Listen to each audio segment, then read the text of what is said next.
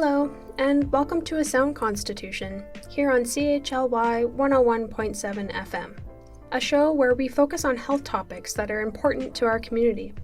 This year's team is made up of 6 VIU nursing students, and our goal is to demystify health issues and address common misconceptions by sharing evidence-informed information from a variety of reliable resources. All information provided on our show will be available in our show notes on our Facebook and Instagram pages. We want to remind our listeners that the information presented in this show is for educational purposes only and does not replace the advice of your primary healthcare professional. If you have questions or concerns about what's being discussed, feel free to reach out to us on Facebook at A Sound Constitution, on Instagram at CHLY A Sound Constitution, or email us at asoundconstitution@gmail.com.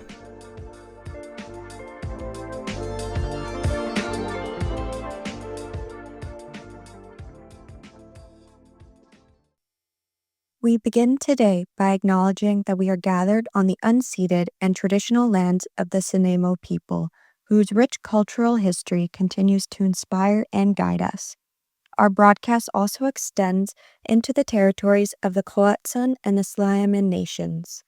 We are deeply thankful for the Nanaimo people's enduring connection to this land and for the opportunity to live, learn, and work here today. We make this acknowledgement with a commitment to honor and respect Indigenous cultures, traditions, and histories, and to actively participate in the ongoing work of truth and reconciliation. For more information on the ongoing reconciliation work and land acknowledgement practices of the Nanaimo people, we invite you to visit our Facebook, Instagram, and YouTube pages. Hello everyone, and thank you for tuning in to today's episode. Today we will be exploring the topic of pregnancy care, birth and delivery, and care in the postpartum period. We will be exploring how living rurally can influence a person's access to and experiences with maternity care. So first off, Brianne will be going over what antenatal care is. Next, I will be talking about the context of maternity care services in British Columbia, and we will hear some lived experiences of individuals who have to travel out of their rural communities in order to receive pregnancy care. Then, Finley will be exploring the financial burden associated with the need to seek maternity care outside of individuals' home communities. Throughout the episode, we will also be talking about vitamin K for infants, the language used in maternity care, and the changes being made to ensure it is more inclusive, as well as the care providers that are often the ones bridging the gaps in lacks of services, midwives. So stay tuned, and thank you again for listening to A Sound Constitution on CHLY 101.7 FM. Here's Brianne with our first segment. Hi everyone, my name is Brianne, and today we're focusing on antenatal and perinatal care, aka the medical and emotional support that people receive before, during, and shortly after birth. My segment looks specifically at antenatal care, what it is, how often it happens, and what Perinatal Services BC recommends for screenings and appointments. Later in this episode, you'll hear personal stories from families living on the Gulf Islands who have navigated pregnancy in rural settings, and we'll explore what it really costs, both financially and emotionally, to travel for care. But before we get into those lived experiences, I want to lay the groundwork. What exactly does antenatal care involve? Why is it so important? And what do these medical terms, antenatal, prenatal, and perinatal, actually mean? Let's start with the terminology. The word antenatal means before birth. It refers to the period of time during pregnancy, after conception, but before the baby is born. You might also hear the word prenatal, which means the exact same thing. Both are used to describe the healthcare and guidance provided during pregnancy.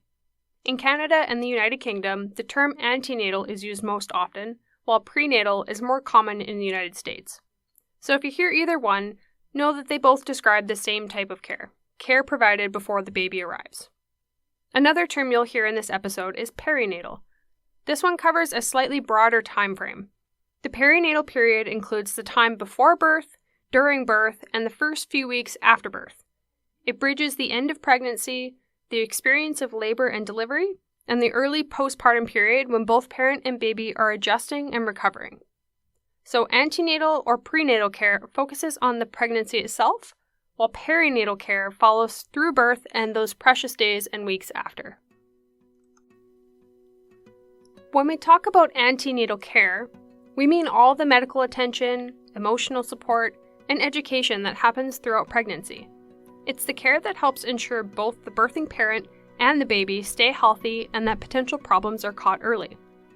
Antenatal care has several goals: to monitor the baby's growth and development, to make sure the parent's body is adapting well to pregnancy, to detect complications before they become serious, and to prepare families for a safe and confident birth.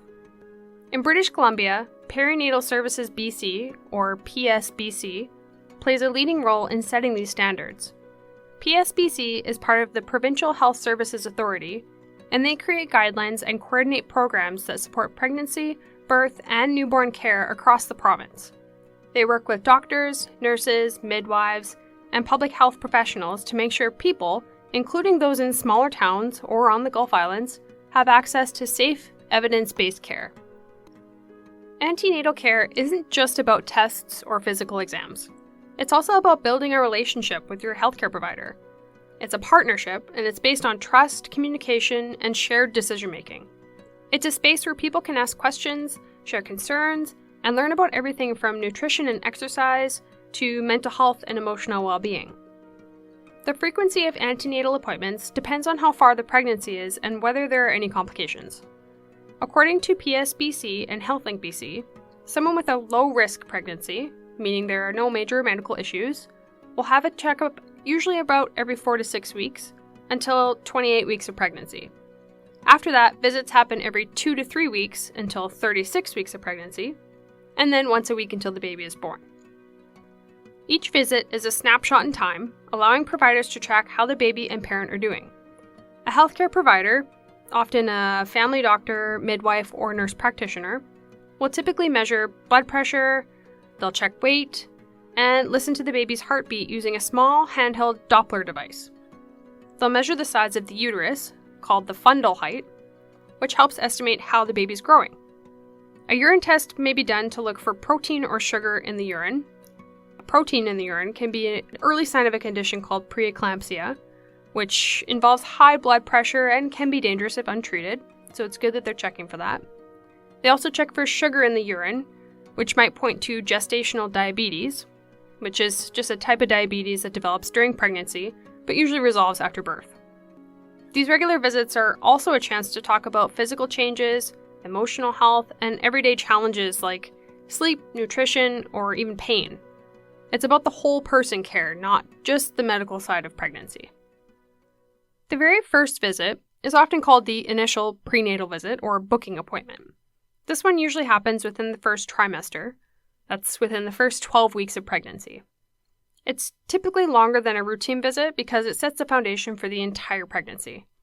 During this appointment, the provider will take a detailed medical and family history. They'll review any medications, discuss lifestyle factors such as diet and exercise, and they're going to order several very important lab tests. Those tests include a blood type and Rh factor test, which determines if the parent's blood has a specific protein called the Rh antigen. If the parent is Rh negative, they'll need another blood test at around the 26 to 28 week mark to check for antibodies that could cause their immune system to react to the baby's blood type.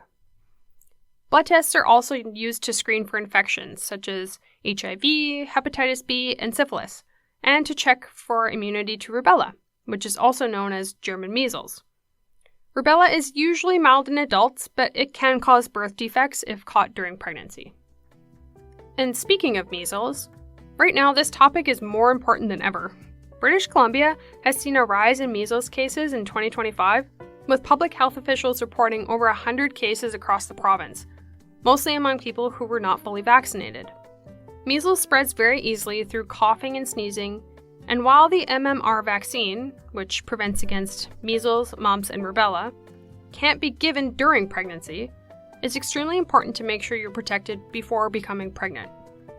When a pregnant person catches measles, the risks can be really serious. Infection can cause a high fever, pneumonia, premature birth, miscarriage, low birth weight, and there have even been rare cases where babies were infected before birth. Basically, by keeping vaccination rates high in the general population, this is a strategy that's sometimes called cocooning, we help to protect those who can't be vaccinated, like pregnant people and newborns, by stopping the virus from spreading in the first place. Vaccination is one of the simplest and most powerful ways to protect both parent and baby, and it's a reminder that community health and antenatal care go hand in hand. For more information about vaccines, visit HealthLink BC's website and search for vaccine information and safety. Or, of course, you can talk to your healthcare provider. Alright, back to our topic of antenatal care.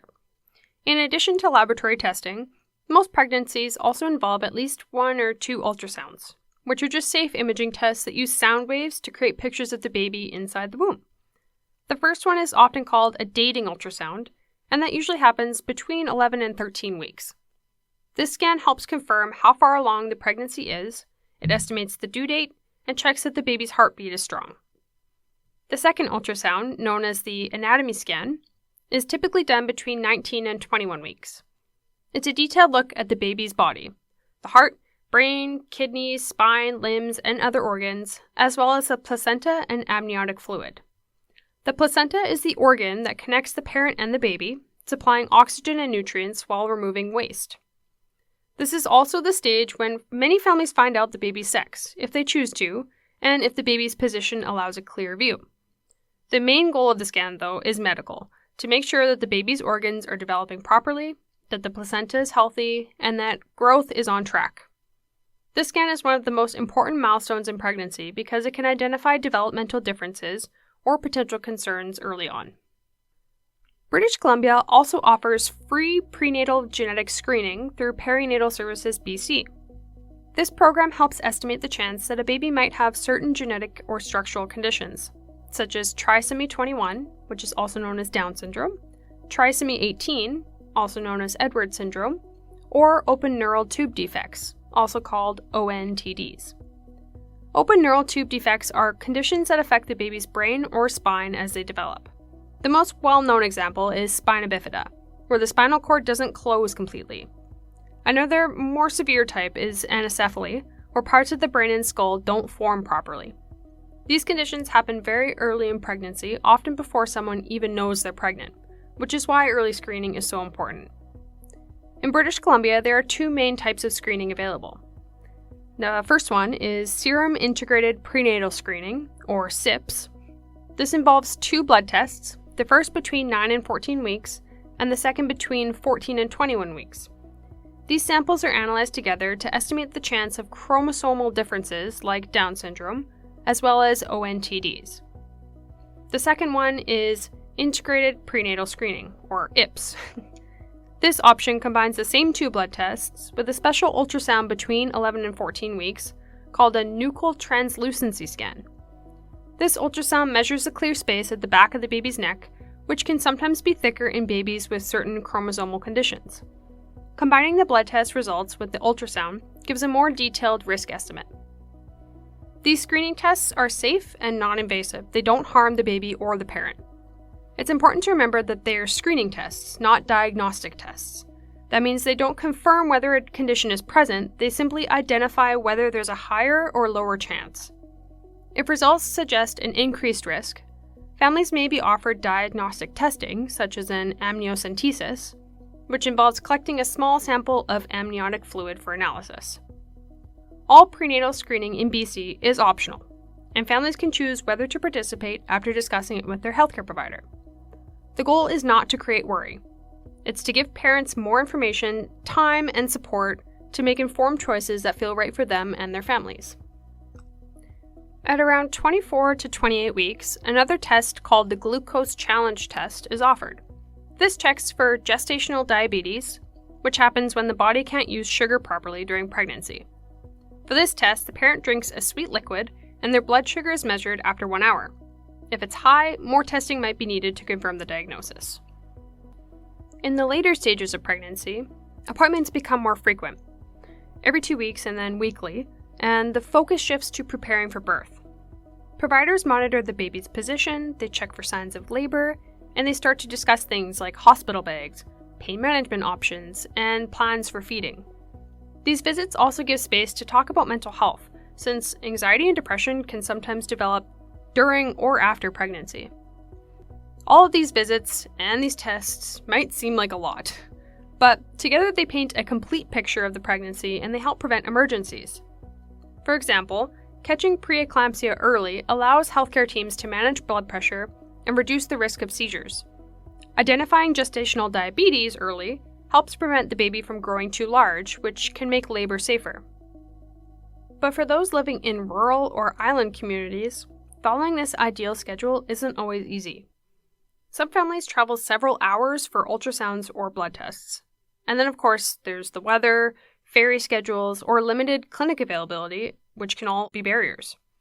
It's not uncommon for people to combine multiple appointments into one long travel day, or they rely on virtual check-ins in between. That's why knowing what standard antenatal care looks like and why it matters is so important. It helps families to plan, ask informed questions, and make adjustments when challenges arise. In smaller or rural communities, healthcare teams often adapt. Some will bundle appointments together so that blood work, a checkup, and an ultrasound can all happen on the same day. Others will use telehealth or phone check-ins between visits. And in some cases, visiting midwives or maternity nurses will travel to remote areas or to islands to provide care. These approaches show that antenatal care doesn't have to look the same everywhere. What matters most is that it's consistent, safe, and person-centered, meaning it's designed around the needs, values, and realities of each individual and their family. So, if you're pregnant or supporting someone who is, here are a few key things to remember. Firstly, book your initial appointment early, as soon as you know you're pregnant. Each visit has a specific purpose, and starting early gets you and provider time to build a plan together. Know that appointments become more frequent over time, and that each one helps keep both parent and baby healthy. Prenatal genetic screening in BC is free, but it's your choice whether or not to have it. And if you live in a rural or island area, plan ahead.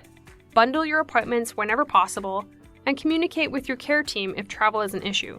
They'll help adjust your care safely. Most importantly, remember that antenatal care isn't just about checklists or test results. It's about care in the truest sense of the word.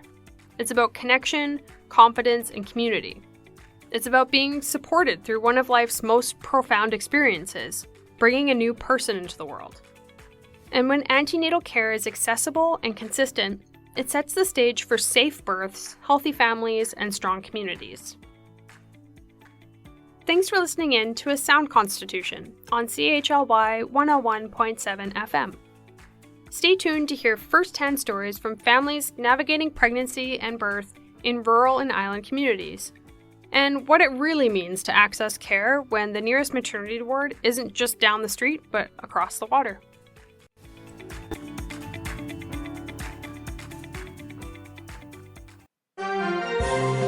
It's time for Did You Know?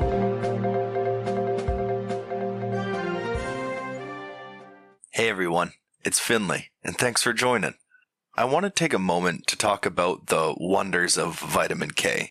When we think about the first moments after a baby is born, a few familiar images come to mind. That first cry, skin-to-skin contact, the baby's first feed. But tucked quietly into those early minutes is another small but powerful event, a vitamin K injection. It's a quick shot in the thigh, often given before a baby has even left their parents' arms. And while it doesn't get the attention that vaccines or checkups do, it has saved thousands of lives. So what exactly is vitamin K? Why do babies need it? And what makes this particular vitamin so different? Maybe even a little mysterious?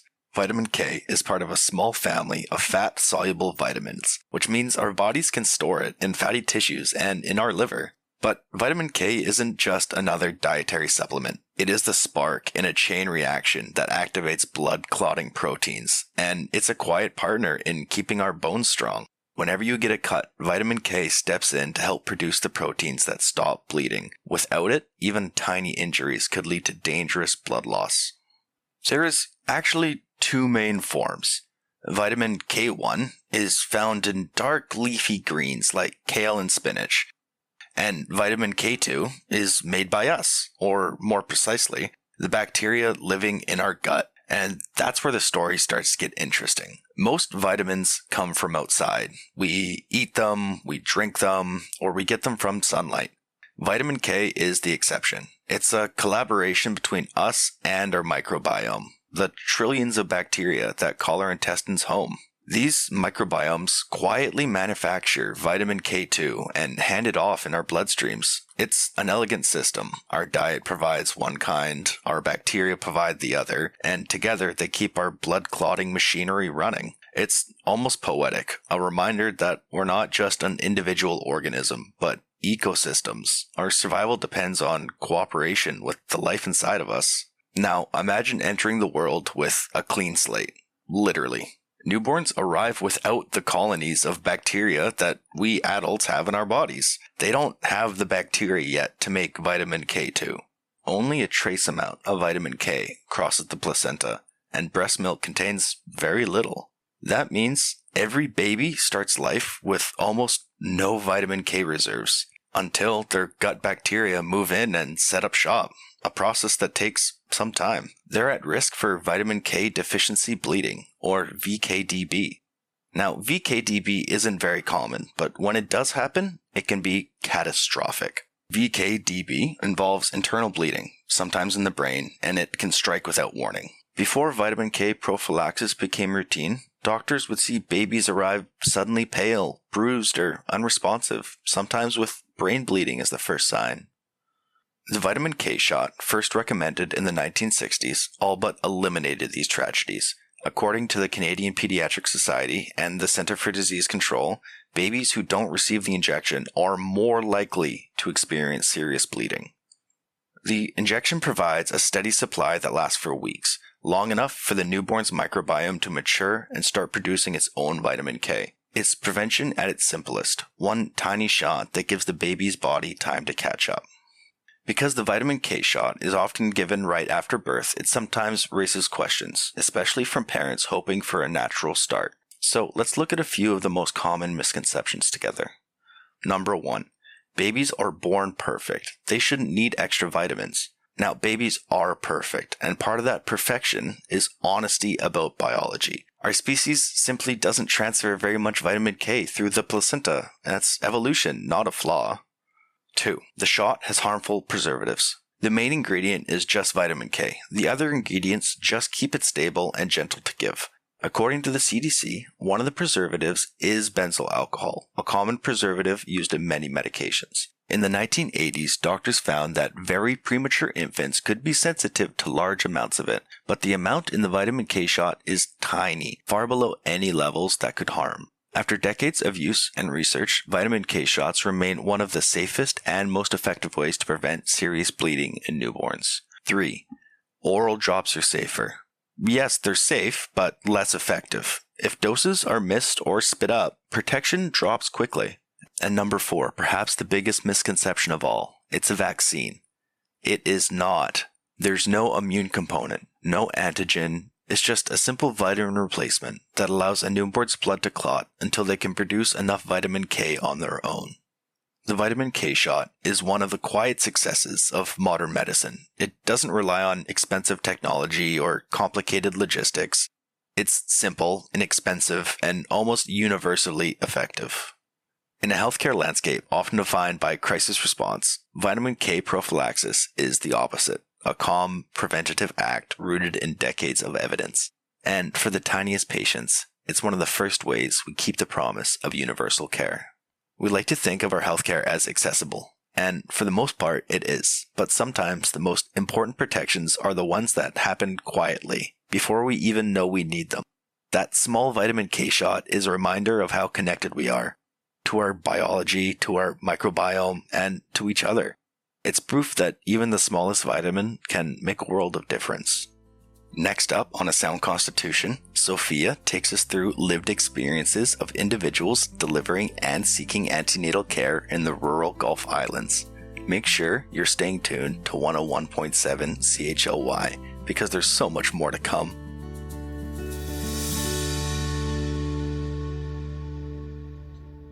Hey everyone, Sophia here. I'm going to be talking about the context of maternity care in BC and the present challenges being faced, as well as sharing some lived experiences of pregnant individuals who live in rural communities across the province. The Vancouver Island and Gulf Island communities are unique in many ways. One of those ways is the vast geographical spread of our communities. This can present challenges for individuals who live further away from the larger cities and requires many people to travel in order to receive medical care. This is really highlighted in the antenatal and perinatal care.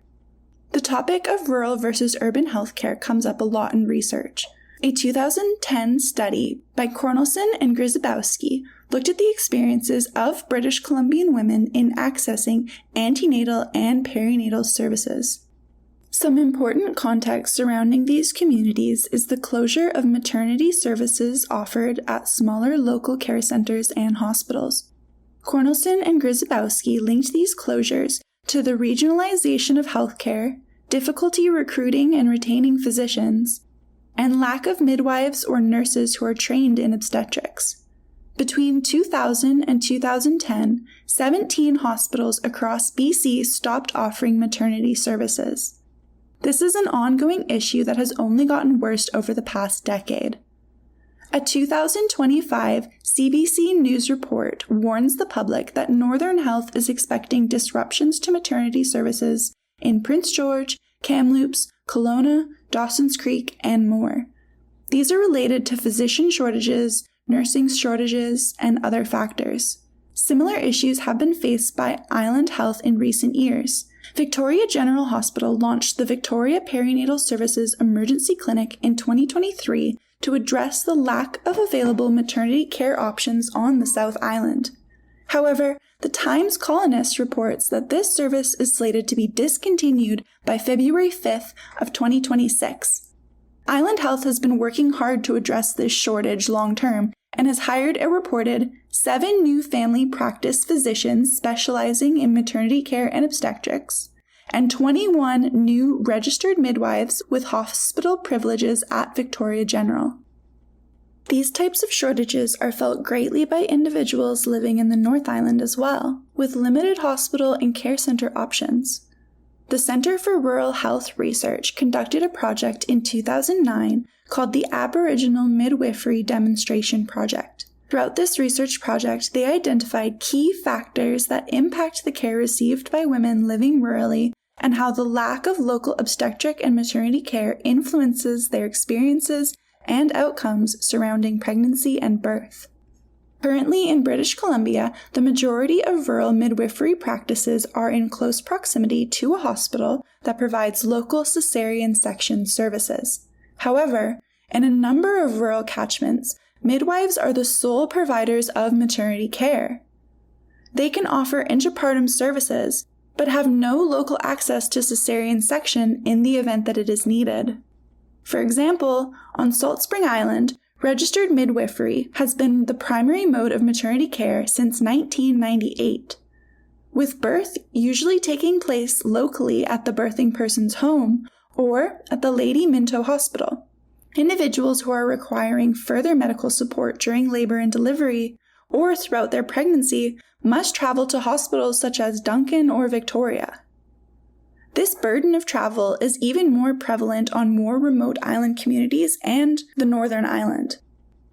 I would like to share with you an excerpt from a 2007 article titled Bella Bella Baby, written by Ali Iglesias when she was a third-year medical student at the University of Alberta. Ali and her younger sister were the last babies to be born in Bella Bella via C-section in the years 1982 and 1984. Now I would like to read to you a few excerpts from Ali. Quote, "Cesarean section stopped being offered in Bella Bella in the year 2000. The cessation of vaginal deliveries followed closely, ending in the year 2002. Parturient women now deliver in Vancouver. This means they must leave their community weeks before the delivery date and live in an unfamiliar city until the birth of their child. What should be a celebration in the community becomes an anxiety-filled event. Parturient women worry about the financial implications of a birth in Vancouver and delivering far away from their home and family. First Nations peoples say that community raises a child, and in keeping with this, a community welcomes the birth of a baby. My mother tells stories of how all the women in the community came to see her after my sister and I were born, bearing knitted gifts and congratulations. When women deliver in Vancouver, the cultural aspect of birth in Bella Bella is lost, along with the identity of being a Bella Bella baby. Who I am today was shaped by my place of birth. When my sister and I were born, the Haitsuk people welcomed us into their community. We were adopted into the eagle and whale family. I am not of First Nations ethnicity, but I feel as though I belong in Bella Bella. A summer of research in the Rural Maternity Care Office in Vancouver taught me that Bella Bella is not unique in its struggle to provide local maternity services. In rural British Columbia, 17 maternity care services have closed since 2000. This trend is mirrored in other Canadian provinces as well. In Bella Bella, obstetrical services were provided by family physicians. Operative deliveries were done by family physicians with advanced skills training in surgery and anesthesia. When the physicians who provided operative deliveries left, the remaining physicians felt it was no longer safe to offer vaginal deliveries without operative backup. This decision is mirrored in other rural BC communities. Physicians worry that they would not be able to justify their decisions to offer vaginal deliveries in the case of a bad outcome. So that leaves Bella Bella and hundreds of other rural communities across Canada without local maternity services. It is a loss for the mothers who must leave their families for the birth of a new child. It is a loss for the community who cannot readily welcome a new member. It is a loss for the babies who will be born in a place which they have no ties. I am a Bella Bella baby. As Ali expresses her family's experience with having access to these maternity services, she also reflects on the impact that the loss of these services has on other members of her community. These impacts are felt by countless individuals and families still to this day, having to leave their communities and homes, sometimes having to travel thousands of kilometers by boat, plane, and vehicle just to receive the care they require. I would also like to share with you some quotes from the participant of Cornelson and Grabowski's 2010 study titled The Reality of Resistance, The Experience of Rural Patriot Women. The names and specific locations have been redacted for confidentiality, but all the participants came from rural communities across British Columbia. One participant talked about being required to travel in their personal vehicle throughout the winter in order to receive antenatal care in the community that they had been referred to. Quote, "That was the only time I was a little concerned about being out there and being pregnant. The roads are bad. After the last ultrasound, I did come off the road in the snow, so that was a concern." Unquote. Another participant spoke about how the dangerous conditions in the winter months impacted their ability to receive antenatal care. Quote, "So then you have to go to the referral community once a week. I chose not to go because it was winter. So it was kind of tough because I sort of got a lot of flack for not going." Unquote. Some participants recounted their experience of trying to receive antenatal care in their home communities and facing the challenges of being told that they would have to seek it outside of that community. Quote, "I went in and said, 'I think I'm pregnant.' Somebody said that they weren't seeing new patients, and I said, 'How can you not see new patients? Do you have to go out of town to see a doctor for a minor cold?' He said, 'Yup.'" Unquote. The experiences of participants were also impacted by factors such as having other children. One participant said, quote, "You know, the first time around, I think you're prepared to leave the community because you don't have any other responsibilities. But when it's your second or third, you've got other children. That's the hardest thing. My family's not here, so I can't just phone my mom and say, 'Okay, can you come and watch the kids?'" Unquote. The costs associated with leaving their community was also a large source of stress for many participants.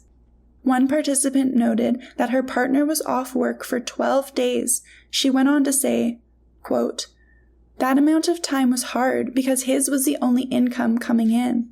Unquote.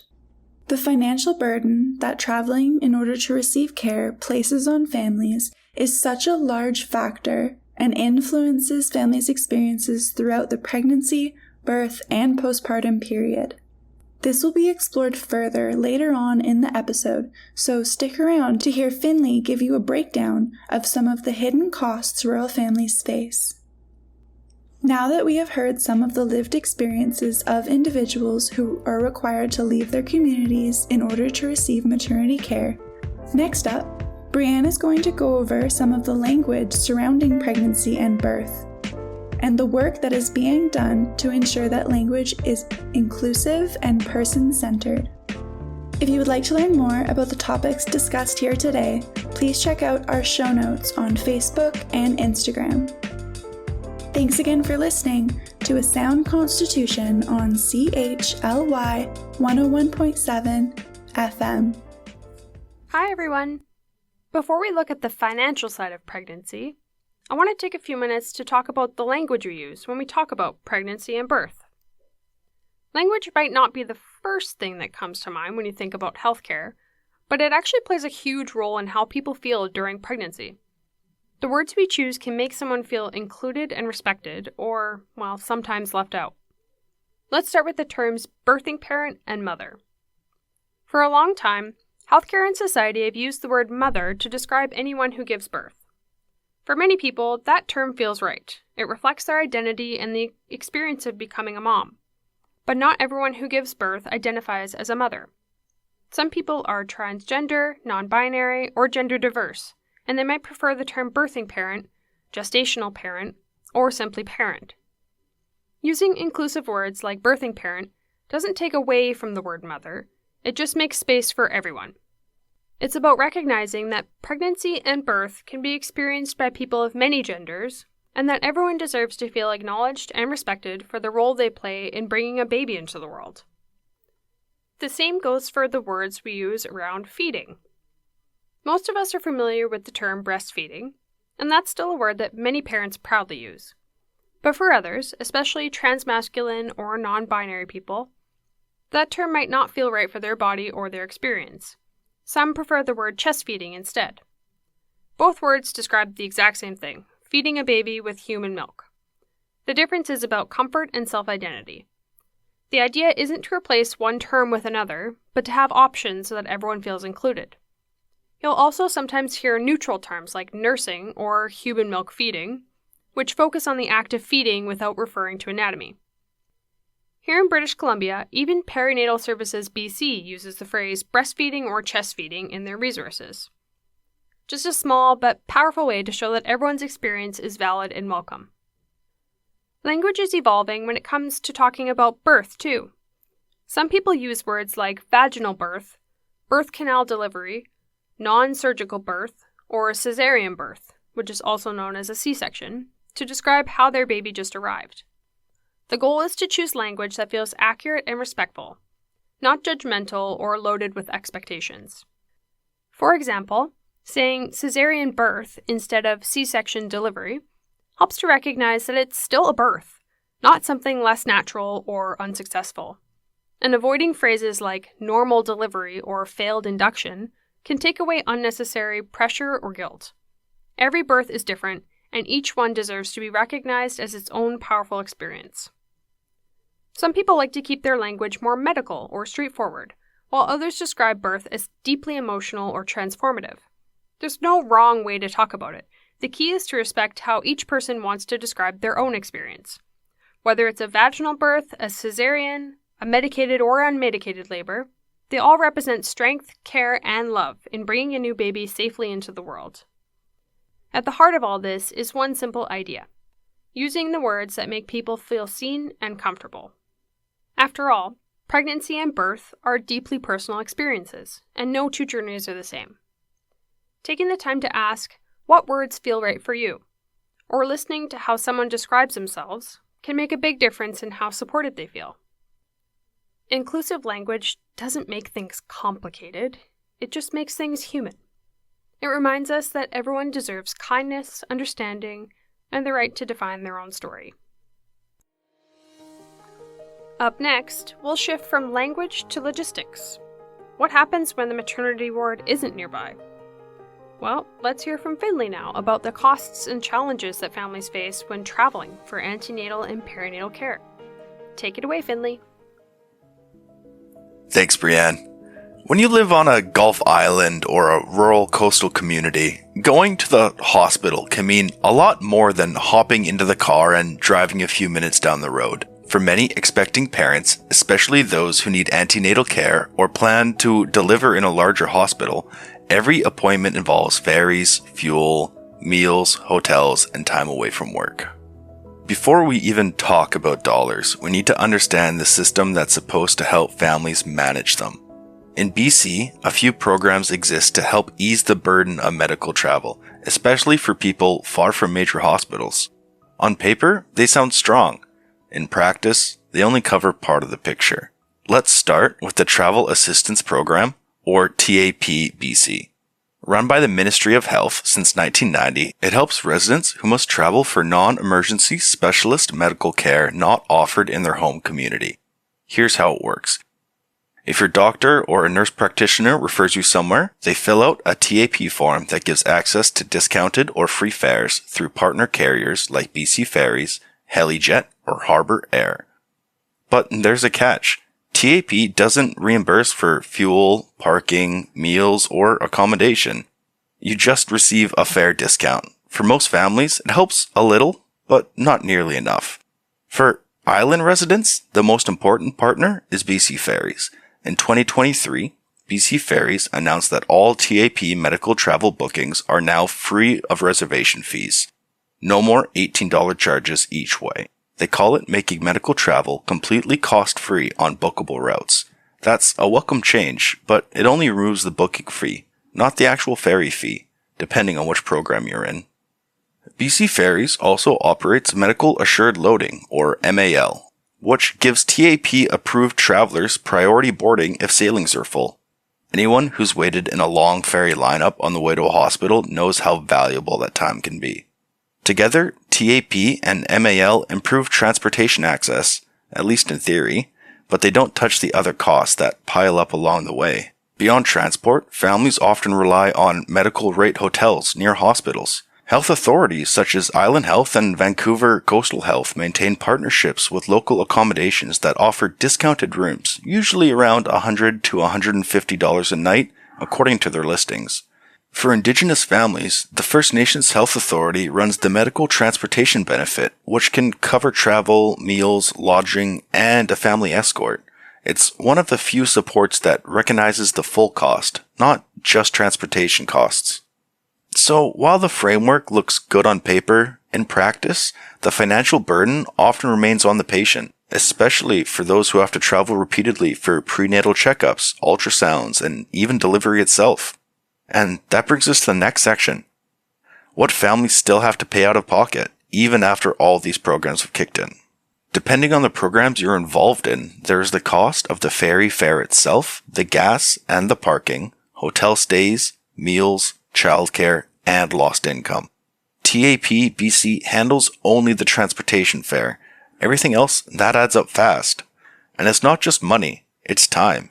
Each ferry trip to the mainland or to centers on Vancouver Island can take half a day, and that's before the hospital visit even starts. Let's bring it to life with an example, but not for some remote fly-in community right here, just off of our own coast. Let's take Gabriola Island, for example. Gabriola Island is home to about 4,500 people. It's a quiet Gulf island with a small health center, but no maternity ward. Prenatal care can be provided on the island through midwives, but many expecting parents will seek out an OBGYN or a doctor in Nanaimo. The trip itself is short, a 20-minute ferry ride from Descanso Bay to downtown Nanaimo, but even that short crossing adds up quickly when you factor in all the hidden costs.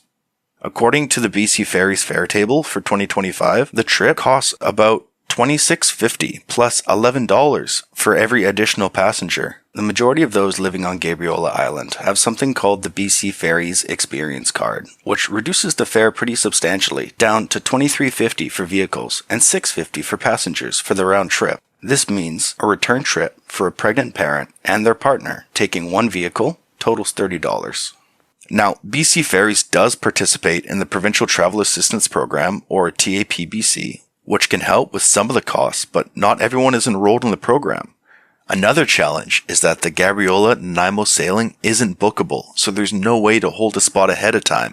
Families often take the earliest ferry to avoid missing appointments, and that can mean losing several hours of paid work before the day even begins. Once on the mainland side, the hospital is about a 10-minute drive from the terminal, but parking at NRGH costs $2.25 an hour, or $10 for the day, according to their parking schedule. Add in a little gas, maybe a quick lunch or a coffee stop, and you're looking at another $30 to $50 for that day alone. So for a single prenatal appointment, one return ferry, parking, food, and fuel, a Gabriola family might spend $60 to $80 out of pocket. And that's assuming everything runs on time and the weather cooperates. A standard pregnancy may involve multiple appointments.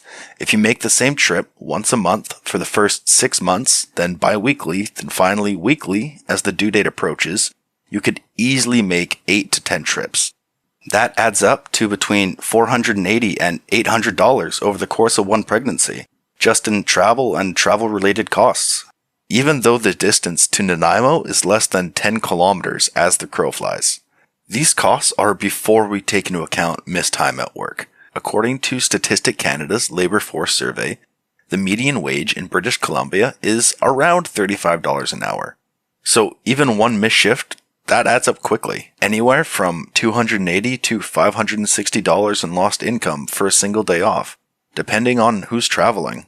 And this doesn't include the indirect costs, childcare for older kids or ferry cancellations that force rescheduling. Island residents know how common this is during storms or during mechanical delays. If complications arise and the parents need to stay overnight near the hospital, the cost climbs even further.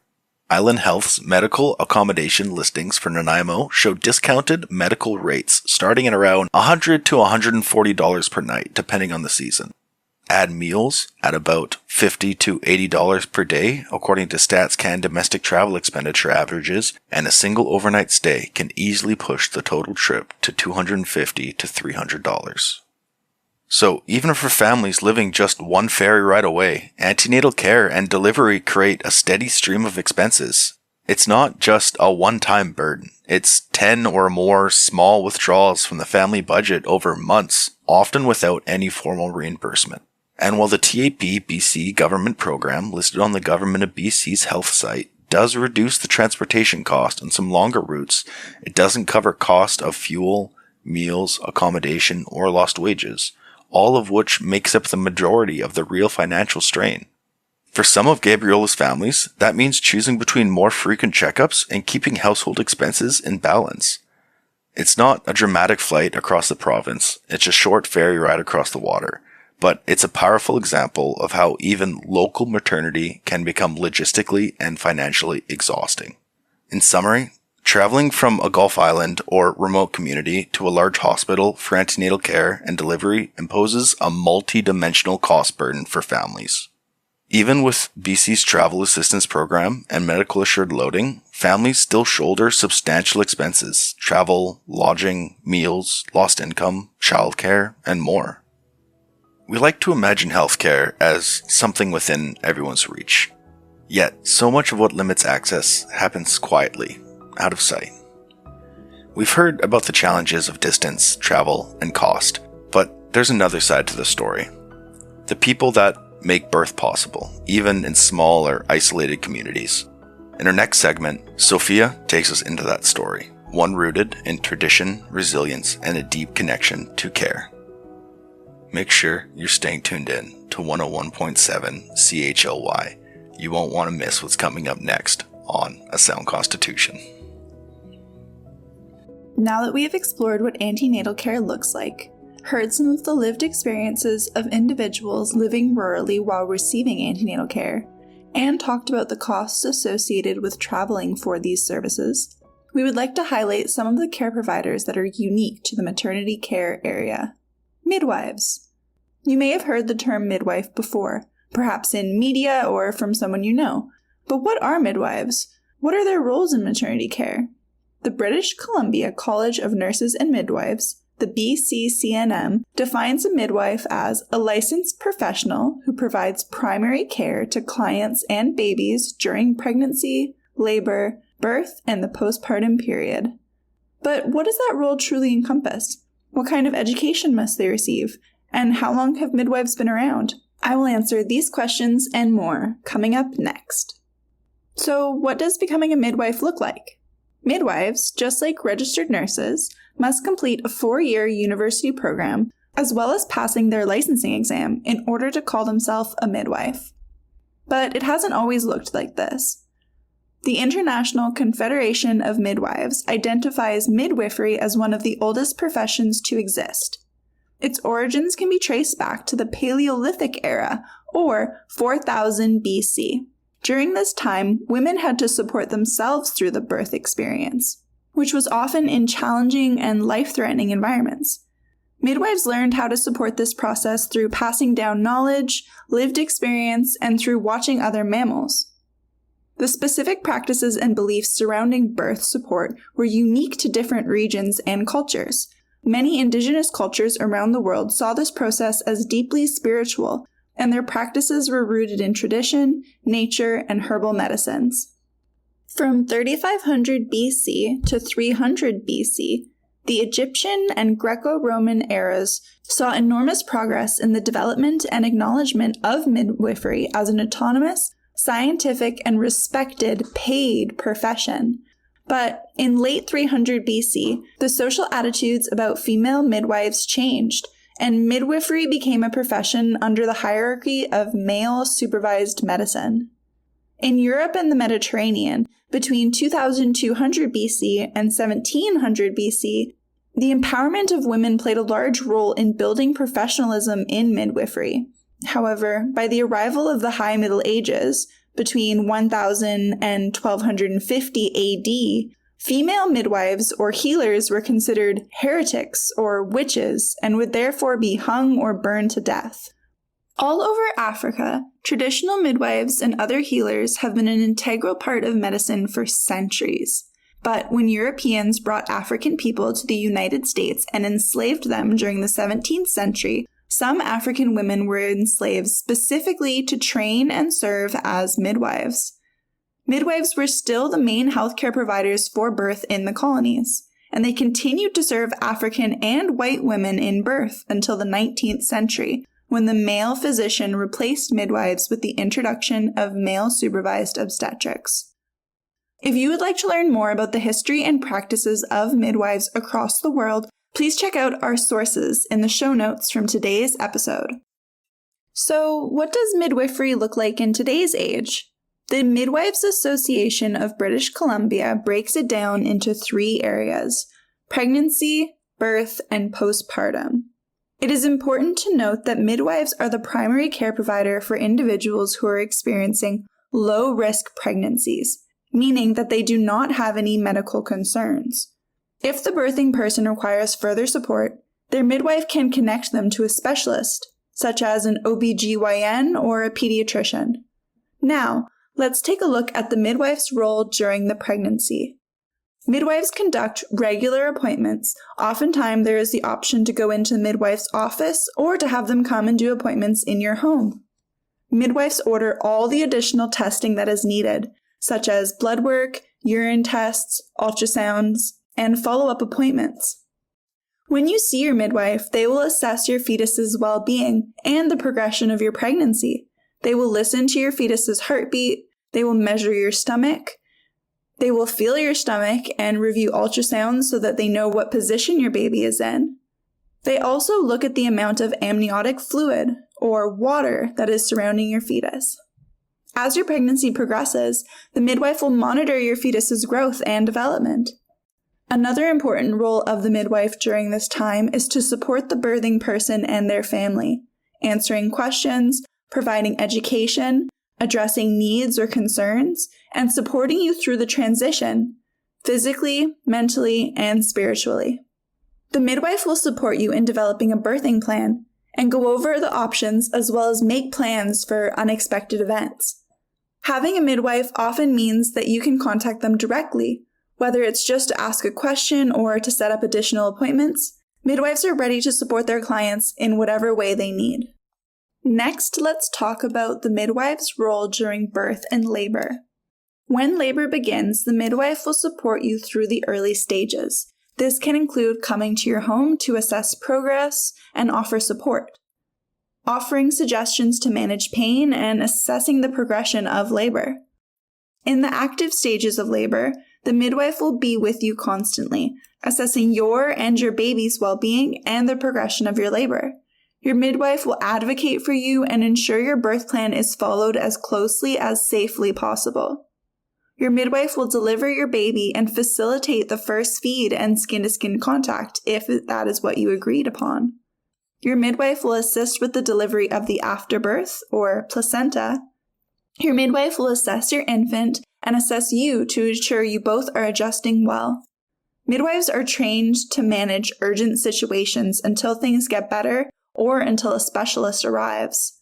Your midwife will continue to be there to support you if plans change, such as in the event of a C-section, and they will continue to monitor you and your baby in the hours, days, and weeks after delivery.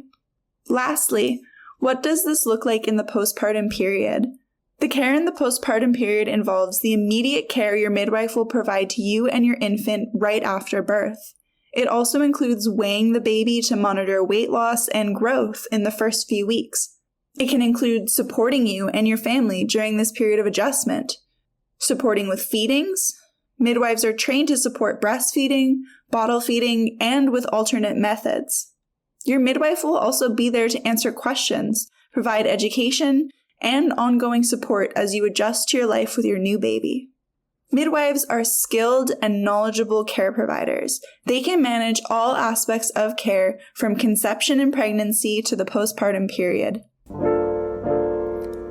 Thank you for listening. For details and show notes from today's episode, or to follow along on what's coming up this season, check out our Facebook page, A Sound Constitution, or our Instagram at CHLY A Sound Constitution. If you missed today's episode, or if you'd like to listen to one of our previous episodes, check us out on Spotify or YouTube at A Sound Constitution. We want to remind our listeners that the information presented in this show is for educational purposes only and does not replace the advice of your primary healthcare professional. Thanks again, and we hope you have a wonderful rest of your day.